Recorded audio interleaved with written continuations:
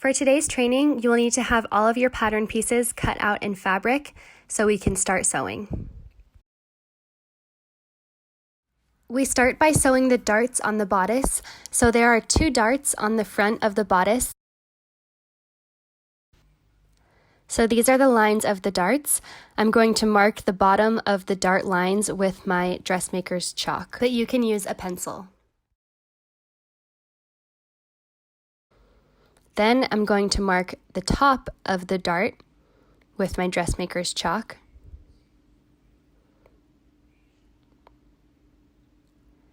Next, I'm going to use a ruler to join the markings. So essentially, I'll be transferring the pattern for the darts from the paper pattern to the fabric pattern piece.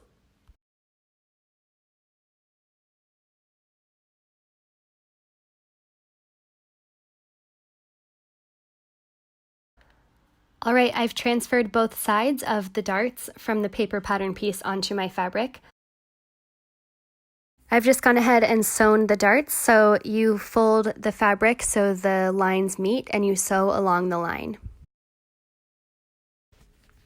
Next, we sew the shoulder seam, so I'm lining up my back pieces with the front of the bodice, and we will sew the top shoulder seams on both sides. All right, that's done, and I want to emphasize that any sewing we do apart from the darts, because that's different, we sew with a 1 centimeter seam allowance. Starting from the bottom of your side panel, you're going to want to make marks every 5 centimeters. So 5 centimeters from the bottom, 10 centimeters from the bottom, and 15 centimeters from the bottom. Now we'll make the lacing for the side of the bodice. This will act as a corset and will help the dress grow. Now you're going to take your fabric and cut out 4 long strips of fabric.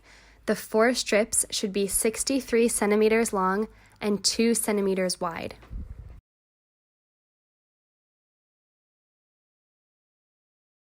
Sew along the long edge so it makes a tube.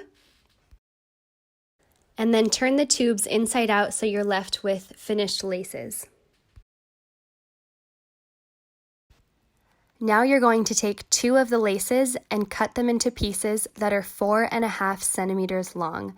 You should have 28 pieces that are 4.5 centimeters long.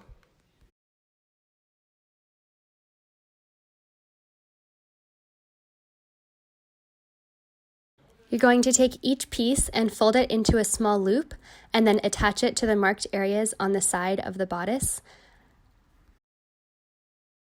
Then you will sew the loops to the bodice to attach them, and you will sew them on either side of the loop so they lay flat. And as you can see, my sewing is very visible because I have used a white thread. This is for intentional purposes to show you where I sew. Please use a thread that matches the color of the fabric. Next, we sew in our side panels.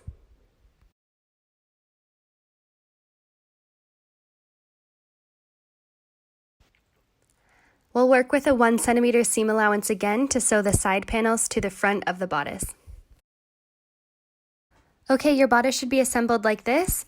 Now we're going to sew the side panels to the back of the bodice.